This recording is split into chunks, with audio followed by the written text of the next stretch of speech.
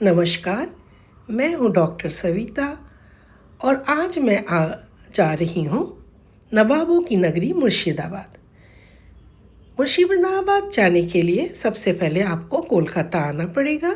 वहाँ से आप बाई ट्रेन या फिर बाई रोड जा सकते हैं। बाई ट्रेन समय थोड़ा कम लगता है। ये देखिए, मैं पहुँच गई हूँ मुर्शिदाबाद, नवाबों की नगरी। और सबसे पहले फर्स्ट डे जो हम देखेंगे वो है हजारदुआरी। सामने ये हजारदुआरी का दक्षिण गेट है, दक्षिण द्वार हजारदुआरी का।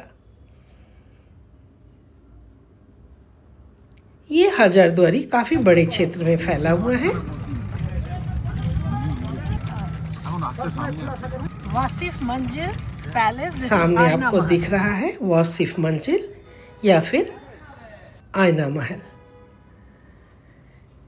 वैसे 4 द्वार हैं इस मेन गेट, जहाँ से आप अंदर आते हैं हजारदुआरी देखने के लिए। और इन द्वारों के नीचे इस तरह से बना हुआ है जहाँ पर पहले घोड़े रहते थे।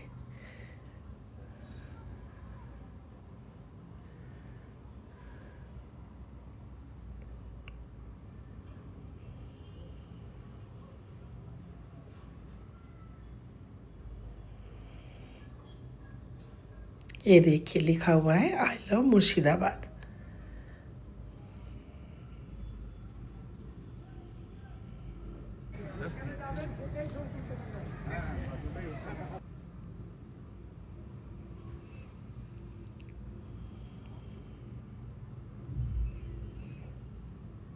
मुर्शिदाबाद में ऐसा प्रतीत होता है जैसे चारों तरफ इतिहास फैला हुआ है। चारों तरफ आपको इतिहास को गवाह बनाकर कई सारी इमारतें खड़ी हैं।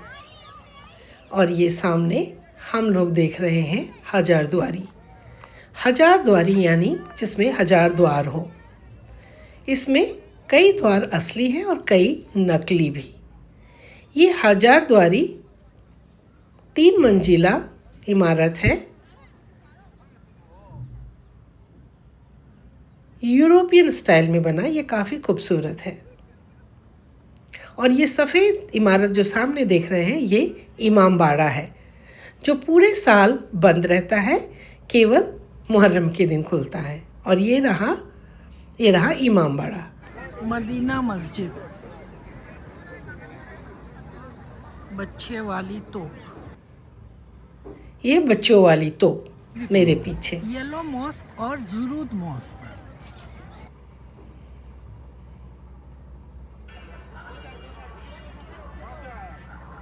हजारदुआरी के अंदर एक म्यूज़ियम है नीचे फर्स्ट फ्लोर पे, लेकिन वहाँ फ़ोटोग्राफी वर्जित है, इसलिए मैं आपको नहीं दिखा सकती।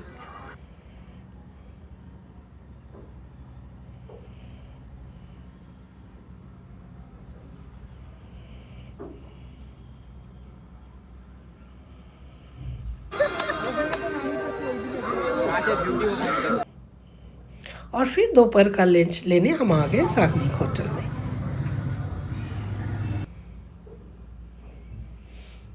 और पहले दिन लंच के बाद फिर हमने देखा ये जहान कोसा बंदूक या जहान कोसा तोप, आप जो भी बोले।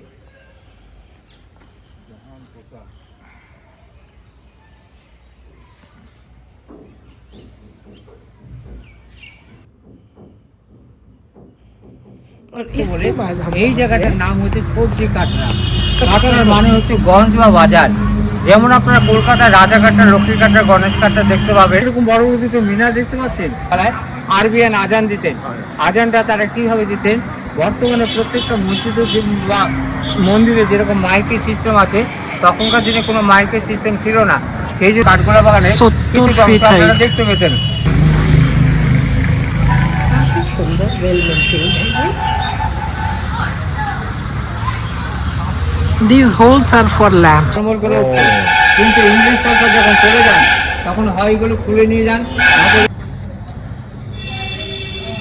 नीचे मुसाफिर खाना है, जहाँ मौलवी और उसके छात्र रहते थे और ऊपर शिक्षा दी जाती थी। কোনো জানোয়ার যাতে ভিতর প্রবেশ করতে না পারে সেখান থেকে লোক এসে এই মুখগুলো পুরো বন্ধ। पहले ये सुरंग था जहाँ से सेना अंदर रहती थी। যাতে না লাগতো না পড়তো সেই ব্যবস্থা ছিল। আসুন মানে सामियाना टांगने के लिए ये लोहे के, पहले ये कवर्ड था, 3 गोल गुंबज थे और 2 बाजू में, 5 में से 3 टूट चुके हैं। ये है कोष्टी पाथर। ये है जाफरी जानला या झरोखा है, जाफरी झरोखा, जिसको जाफरी जानला बोलते हैं। और इसमें बहुत ही बेशकीमती पत्थर रहते थे जिनको अंग्रेजों ने जाते समय सब लेके गए हैं। ये टूट गया था लेकिन इसे किसी तरह प्लास्टर करके खड़ा किया गया है।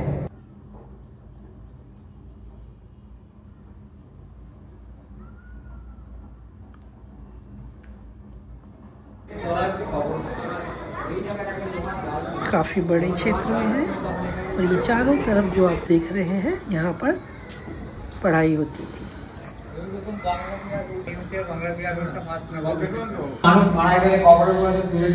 मुर्शिद अली खान नवाब की कब्र। এরকম খোলামেলা কবর আর কোথাও পাবেন না। সেই জন্য ওটার জন্য এটা খোলামেলা রেখেছে কি হ্যাঁ। পায়ে ধুলো পড়বে। আচ্ছা এই প্লটটা হচ্ছিল 15 থেকে 16 বিঘা। मुर्शिद कुली खान, जिनके नाम पर ये मुर्शिदाबाद पड़ा, कहते हैं वो एक दक्षिण भारतीय ब्राह्मण परिवार से थे जिनको ऐसे स्लेव बेच दिया गया और एक पर्शियन मर्चेंट ने उनकी परवरिश की। बाद में वो फिर से वापस मुर्शिदाबाद आए और उस समय मराठा लोग बंगाल में अक्सर हमला करते थे और लूटपाट मचाते थे। उन्होंने उनको हराकर 1000 दिनार 1000 रुपये बादशाह को दिल्ली भेजा और तभी से ये जगह उनको दी गई। चारों तरफ हरियाली आपको बंगाल में हर जगह दिख जाएगी। और घूमते हुए हम पहुंच गए काठगोला बागान।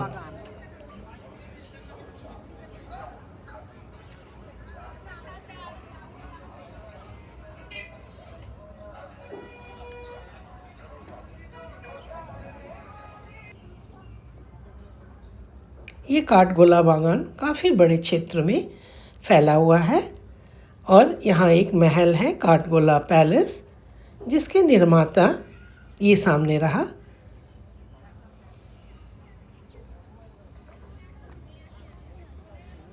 टूगर परिवार है।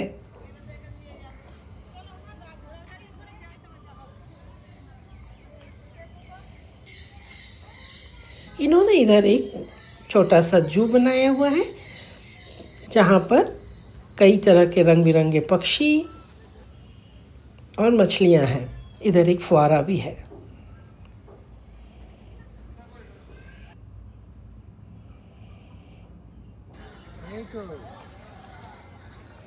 इस काठगोला पैलेस के अंदर भी एक म्यूज़ियम है।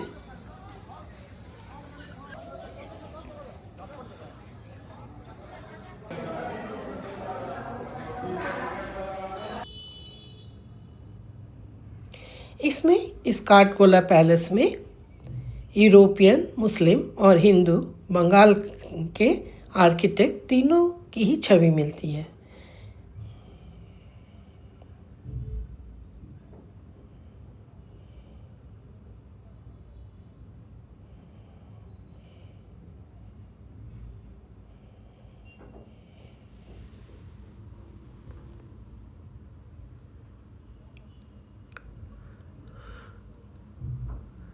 उस जमाने की गाड़ी और बग्घी। ये रहा जैन टेम्पल। बागीचा काफ़ी सुंदर, फूलों से भरा हुआ और वेल मेंटेन है। इधर एक पॉन्ड भी है।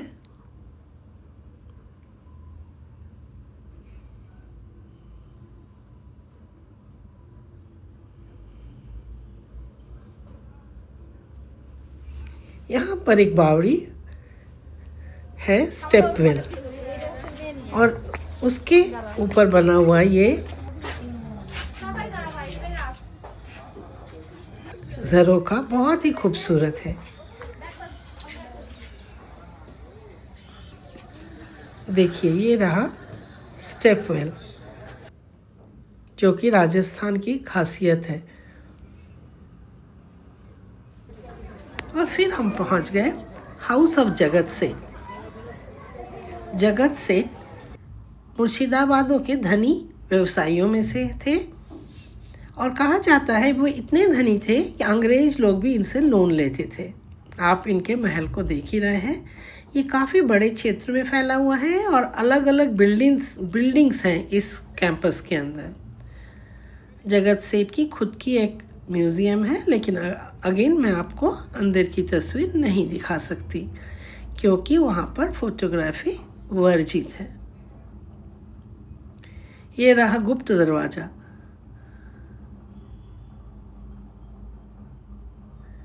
उधर मंदिर है।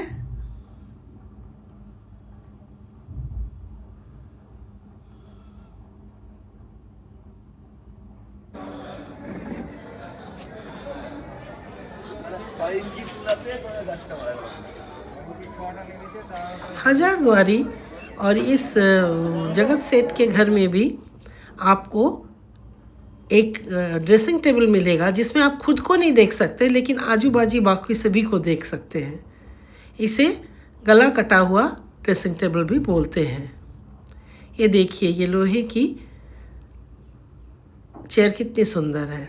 इस नेक्स्ट पड़ाव था नशीपुर राजबाड़ी। इसका सामने का जो ये पोर्शन है ये तो वेल मेंटेन्ड है, इसमें भी एक म्यूज़ियम है, लेकिन अंदर से ये थोड़ी ख़राब अवस्था में है।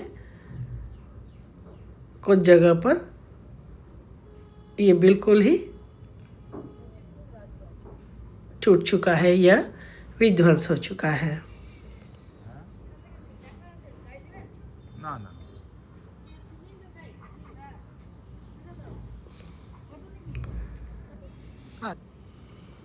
जल्लाद स्ट्रेस।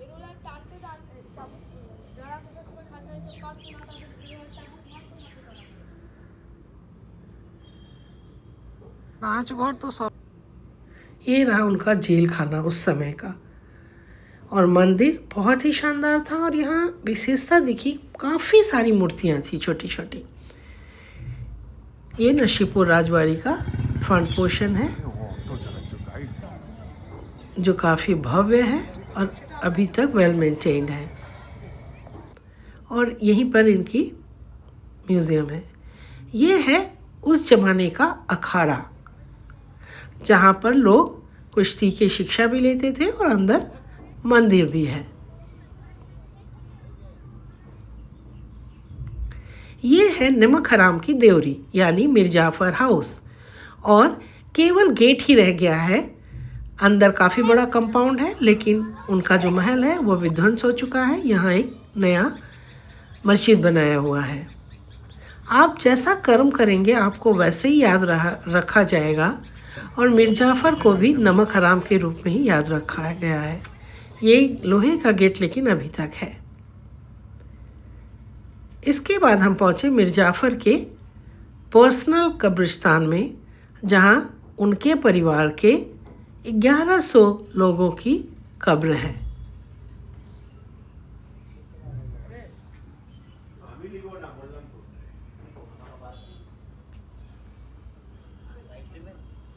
यहाँ जो भी राजबाड़ी या फिर ये कब्रिस्तान देख रहे हैं, हर जगह टिकट है, और लेकिन बहुत ही नॉमिनल टिकट्स हैं, और आप गाइड भी ले सकते हैं फॉर फर्दर इंफॉर्मेशन अगर आपको चाहिए है तो।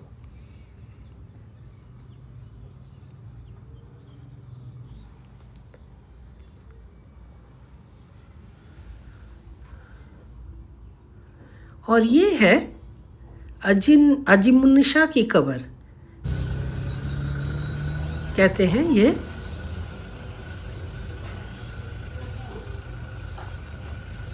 बच्चों के कलेजे खाती थी और बीमारी के कारण, और बाद में इनकी लत लग गई। फिर उन्हें जिंदा यहाँ पर दफन कर दिया गया।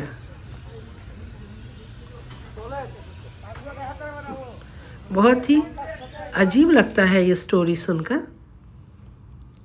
और पहले दिन के अंतिम चरण में हम पहुँचे मोती झील। ये मोती झील काफ़ी बड़े जगह में फैला हुआ है। यहाँ पर वेस्ट बंगाल टूरिज़्म की मोती झील प्रॉपर्टी भी है जो कि काफ़ी खूबसूरत है। आप यहाँ स्टे कर सकते हैं। और रात में इस बगीचे में लाइट एंड साउंड प्रोग्राम होता है।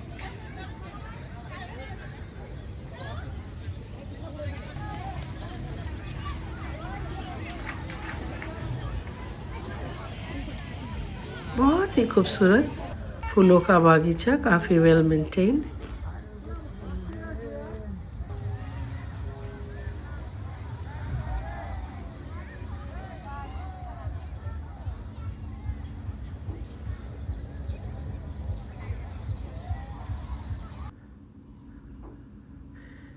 और इस तरह पहला दिन ख़त्म हुआ और दूसरे दिन की शुरुआत बहुत ही अनोखे ढंग से और बहुत ही रोमांचकर थी।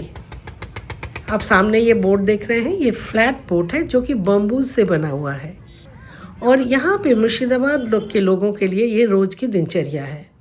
इस फ्लैट बोट में जो देख रहे हैं आप सामने, बम्बूज को कैसे जोड़ के बनाया हुआ है। इसमें इंसान तो इस पार उस पार करते ही हैं गंगा को। इसके अलावा टोटो, मोटरसाइकिल सभी करते हैं। देखिए किस तरह से आगे मोटरसाइकिल्स खड़े होते हैं, फिर उनके पीछे टोटो। हमारे लिए ये बहुत ही अनोखी बात थी। इसके पहले मैंने गोवा में देखा है, लेकिन वो बड़ा शिप होता है। ये तो बिल्कुल अपना छोटा सा इंडियन जुगाड़ दिख रहा था। और ये जर्नी बहुत ही मज़ेदार थी।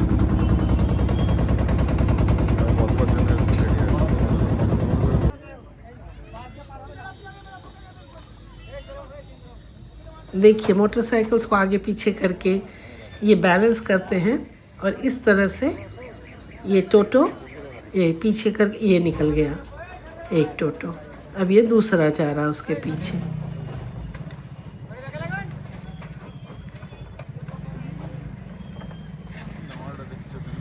और अब ये मोटरसाइकिल्स निकल रहे हैं।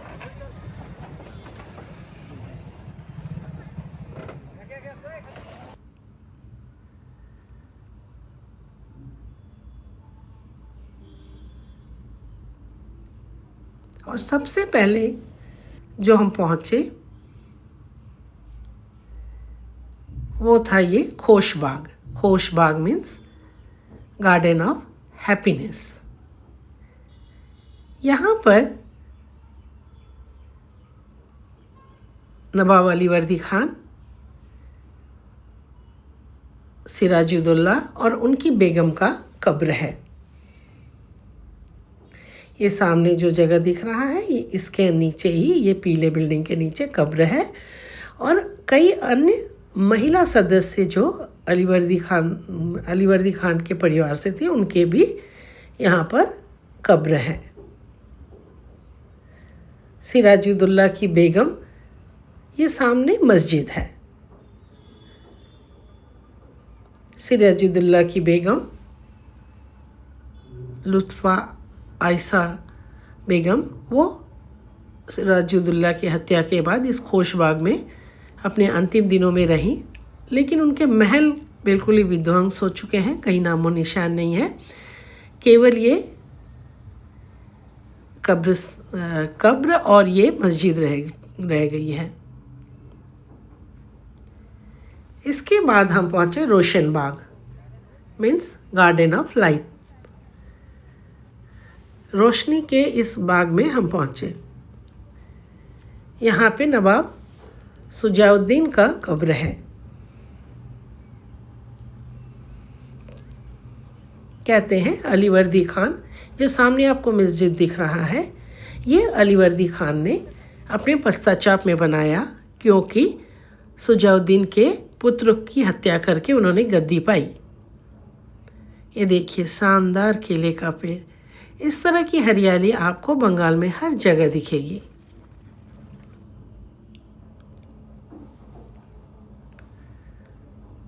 और फिर हम पहुंच गए जगतबंधु धाम। ये एक पर्टिकुलर लोग हैं जो अन्य अनुयायी हैं इस जगतबंधु के, और ये एक ट्रस्ट मंदिर है। अंदर काफ़ी बड़ा क्षेत्र है।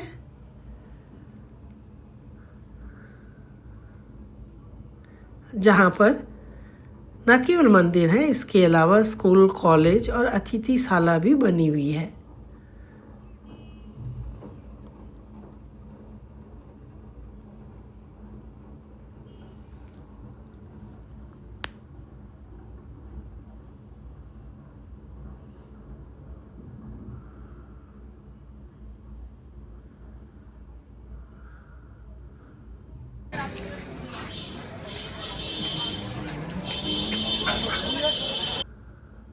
सामने ये अरिजीत सिंह का मकान है, मशहूर बॉलीवुड के सिंगर। फिर हम पहुँचे ये जिया आजिमगंज घाट, जो कि काफ़ी सुंदर तरीके से सजाया हुआ था।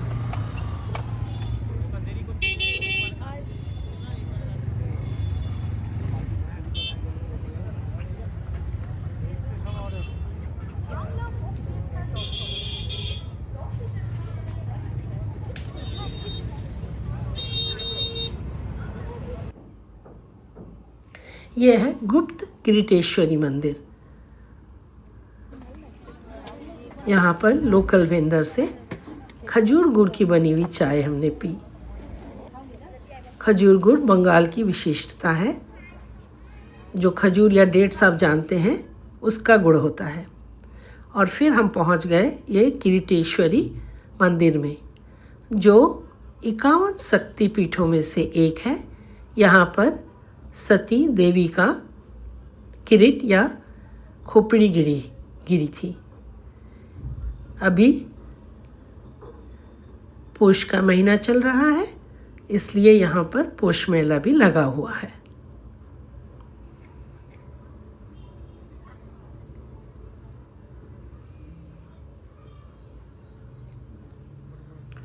किरीटेश्वरी माँ का जो मूर्ति है, उसमें कुछ बौद्धिज्म का भी छाप है। और हम पहुंच गए बरहमपुर विष्णुपुर काली मंदिर।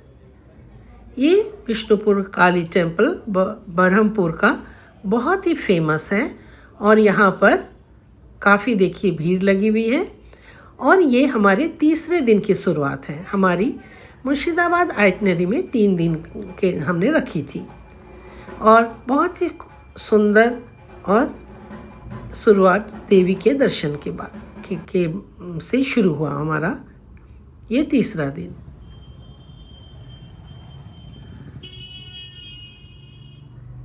पूजा करने के बाद हम निकल पड़े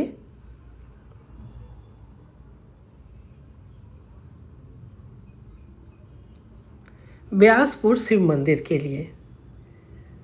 ये जो भी टेम्पल्स आप देख रहे हैं, विष्णुपुर टेम्पल या फिर ब्यासपुर शिव टेम्पल, ये सभी कई सौ साल पुराने हैं।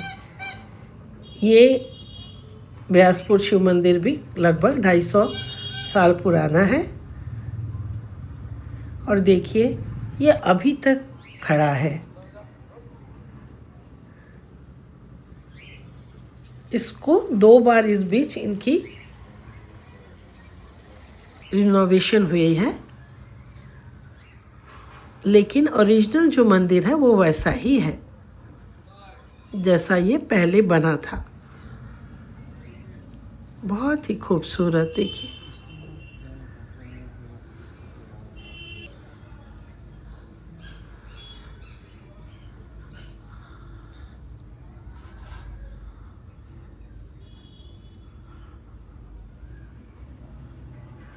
ये ब्लैक पत्थर पर उस जमाने की भाषा में कुछ लिखा है।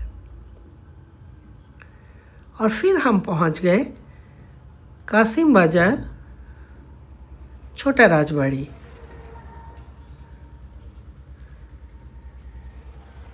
ये अभी एक हेरिटेज होटल में परिवर्तित कर दिया गया है। ये काफ़ी वेल मेंटेन्ड है। यहाँ पे भी एंट्री टिकट है और गाइड आपको पूरी तरह से अच्छे से दिखा देगा अंदर। इसके अंदर भी म्यूज़ियम है जहाँ की फ़ोटोग्राफी मैं आपको नहीं दिखा सकती क्योंकि यह वर्जित है फ़ोटोग्राफी। इस हेरिटेज होटल में आप रह सकते हैं और शाही स्वागत का आनंद लुत्फ़ उठा सकते हैं।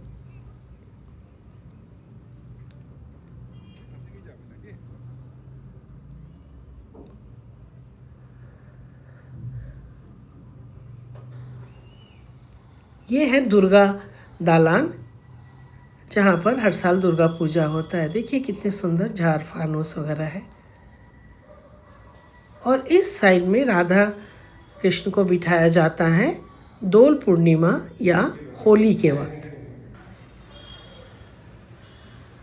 इसके अलावा भी यहाँ कई मंदिर थे। ऑफ कासिम बाजार राजबाड़ी, लक्ष्मी मंदिर ऑफ कासिम बाजार राजबाड़ी।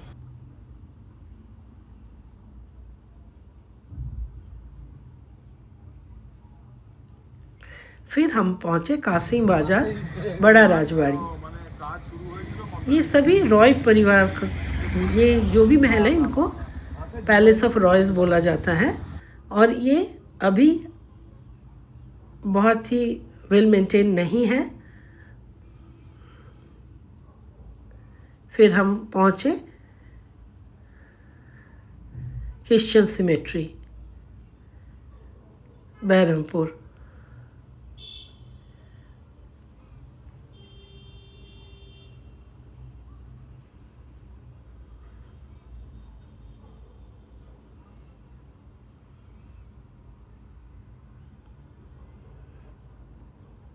और अब हम आ गए हैं पातालेश्वर टेम्पल में।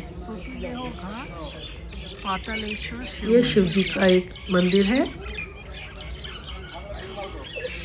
ये सड़क के ऊपर इनकी मूर्ति बनाई हुई है। अब हम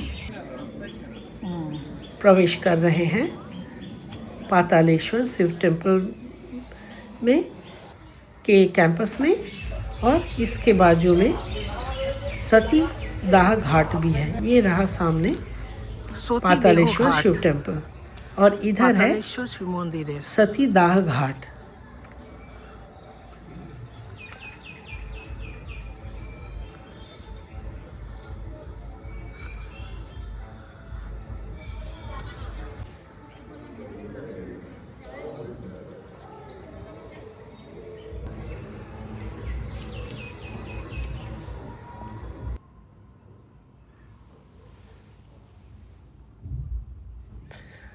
और फिर हम पहुँचे डच सिमेट्री बहरमपुर।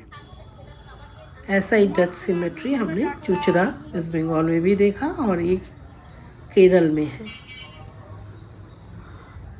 ये थोड़े अलग, इनकी जो बनावट होती है टॉम्स की, ये थोड़ी अलग होती है।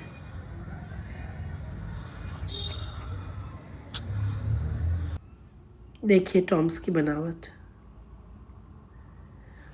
और बहरमपुर में सबसे अंत में जो हमने देखा वो था आर्मेनियन चर्च। कहते हैं 15th सेंचुरी में ये आर्मेनियन लोग सबसे पहले इधर इन्वेड किए थे और फिर उन्होंने ये चर्च बनाई। अभी यहाँ कोई प्रेयर नहीं होता। कोलकाता में इन आर्मेनियंस का एक ट्रस्ट है जो लोगों को रखकर, लोकल लोगों को रखकर इसकी रख रखाव या देखभाल करती है। काफ़ी साफ़ सुथरा और वेल मेंटेन था ये कैंपस। फ्लोर पे ऐसे स्लैब्स में उनकी भाषा में कुछ लिखे हुए थे।